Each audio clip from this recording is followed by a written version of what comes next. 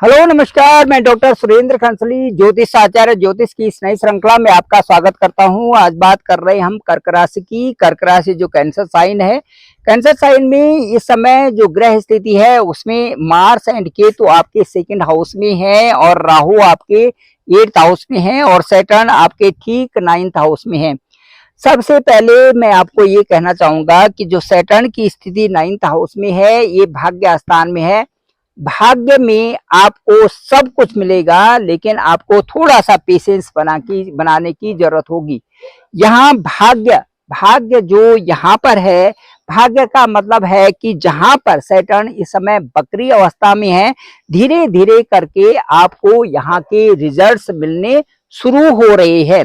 भाग्य में आपको जो 2-2.5 साल का जो यहाँ पर पीरियड है, जब तक यहाँ पर सैटर्न रहेंगे, 2.5 साल में आपको काफी कुछ आपका भाग्य में परिवर्तन यहाँ पर होगा। लेकिन इस समय की जो स्थिति है, इस समय जो बकरी जो रेट्रोगेट अवस्था में जो शनि है, इस समय बकरी शनि का एक सीधे प्रिंसिपल है कि जो कार्यों को आपने पेंडिंग करा हुआ है या जिन कार्यों को आपने संपन्न करना है या जो आपके साथ में परेशानियां आ रही है, उन परेशानियों को छोटी न समझ करके उन परेशानियों को आप अच्छे ढंग से समझें और उसमें कार्य करें और फिर आगे बढ़ें। ये बकरी शनि होने के मुख्य रिजल्ट्स हैं। इसलिए आप किसी भी चीज को छोटी न समझ करके उस चीज का समाधान जरूर ढूंढें। अब मैं आपको बताना चाहता हूं कि जो प्रभाव है वो इस समय ठीक जो है उत्तरा भाद्रपद नक्षत्र में शनि है और इसके बाद पूर्वा भाद्रपद नक्षत्र में शनि जाएंगे। अब जो पूर्वा भाद्रपद और उत्तरा भाद्रपद दोनों नक्षत्र हैं, इन दोनों के लॉर्ड, इन दोनों के जो स्वामी है वो भैरव हैं। भैरव जो देवता है ये क्रूर है। ठीक शनि की ही तरह, जिस तरह से शनि एक सुप्रीम जज है, उसी तरह से भैरव को भी माना गया है। उत्तरा भाद्रपद और पूर्वा भाद्रपद इन नक्षत्रों के लिए हमें भैरव साधना भी करनी चाहिए, उनकी उपासना भी करनी चाहिए, या फिर भगवान शिव की स्तुति करना चाहिए, या फिर जो भी जिस धर्म में भी लोग हैं उस धर्म से संबंधित जो भी उनके इष्ट देवी देवता हैं उनकी स्तुति अवश्य करनी चाहिए। शनि के बकरी काल का मतलब ही यही है कि आप कितना धार्मिक हो रहे हैं, अब अपने कर्मों को अच्छे कर्मों में कैसे परिणत कर रहे हैं। यह आपकी जो आदतें हैं, वो आदतें यदि बुरी आदतें हैं तो अब आपको अच्छी आदतें उसमें बनानी ही है, क्योंकि शनि का जो प्रिंसिपल है, शनि का जो डिसीजन है, शनि का जो डिसिप्लिन है, वो यही सिखाता है कि हमें एक अच्छे मानव के रूप में अवतरित होना है। अपना एक जो अवतार है वो एक अच्छे रूप में रखना जरूरी है। अवतार का मतलब मेरा ये नहीं है कि जो मनुष्य रूप में आए हैं तो मनुष्य को तो जन्म होगा ही, लेकिन साथ साथ में अवतार का मतलब है कि जो हमारी आत्मा है उसको हम आत्मा को पुष्ट करने के लिए, क्योंकि आत्मा तो कई जन्मों से होती है और आत्मा का स्वरूप न जन्म लेना न मृत्यु लेना, इस तरह से कई सारी चीजें उसमें हो जाती हैं बार बार, वो तो कभी मरते नहीं। इसलिए मैं ये कह रहा हूँ कि उसको एक पुष्ट करने के लिए अपने कर्मों पर ज्यादा जोर देना पड़ेगा। यही शनि है और यही काल भैरव है, यही भैरव है और यही जो है यही इनकी साधना भी कहती है कि जितने हम अच्छे रहेंगे, जितने अपने सही धार्मिक और उसमें चलेंगे, उतना ही हमें फायदा होने वाला है। अब मैं ये बताता हूँ कि अलग अलग राशियों पर अलग अलग प्रभाव जो शनि के बकरी होने का है। शनि जो बकरी आपके भाग्य स्थान में है, ये यही बताते हैं कि भाग्य स्थान में जो मिलेगा आपको वो थोड़ी सी इसमें विलंब हो सकता है, लेकिन मिलेगा अवश्य। जन्म कुंडली के प्लेनेट्स को सबसे पहले अच्छा करना चाहिए और जन्म कुंडली ही आपका एक दर्पण है। जो आपका जन्म के समय में जो कुंडली बनी हुई है, जो होरोस्कोप है, वो आपका एक मिरर है। वो आपको एक बताता है कि आपके प्लेनेट्स की क्या अवस्था है और किस तरह से उसमें प्लेनेट्स कहाँ पर मैलेफिक है, और उनको ठीक करना भी चाहिए। इसीलिए कहा जाता है एस्ट्रोलॉजी में कि उनसे संबंधित कार्यों को करना चाहिए।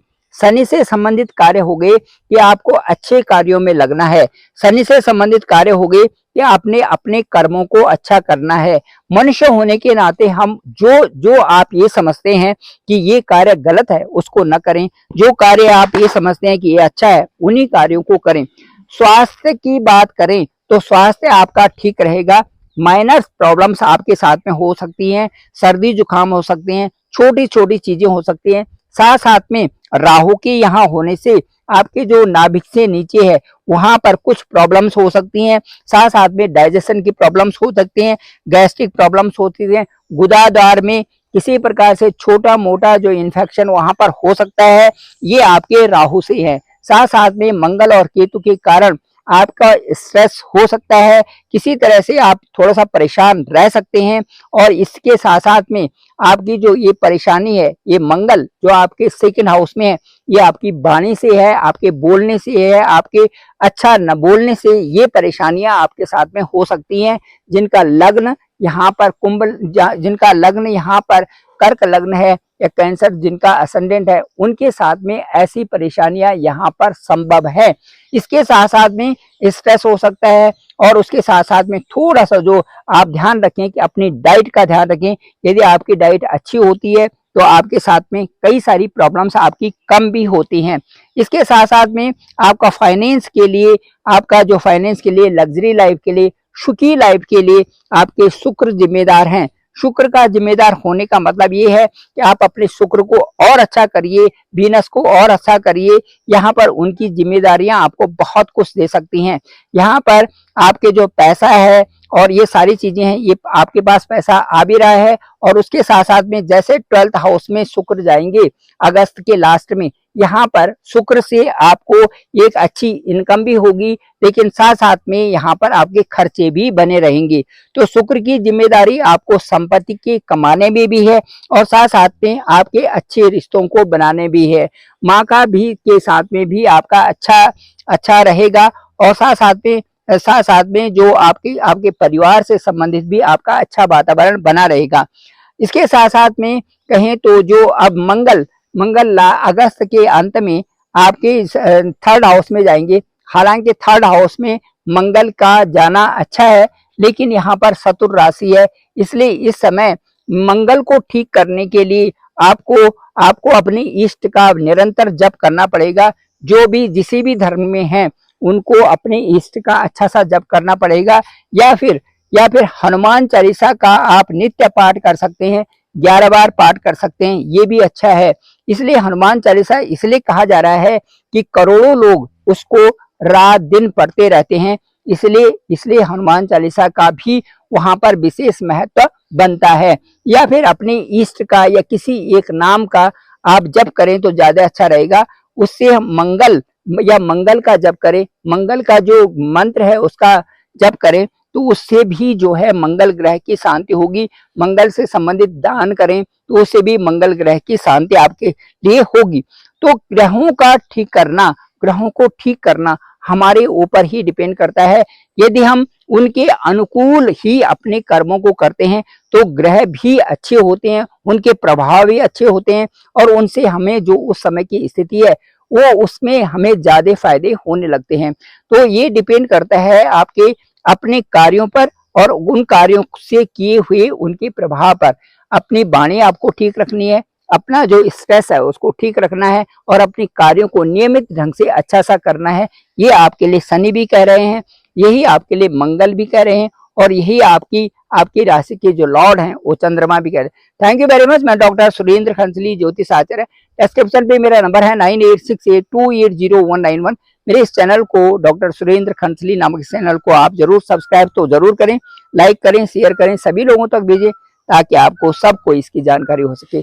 आप सभी लोगों का धन्यवाद, आप सभी लोगों का बहुत बहुत आभार। अच्छे बनिए, अच्छी अपने आप को अच्छा मेंटेन करिए, अपने ग्रहों को ठीक रखिए और सभी लोगों के साथ में अच्छा वातावरण बना के रखिए। यही मैं आपके लिए दुआ कर सकता हूँ। Thank you very much. आप सभी का धन्यवाद, आभार।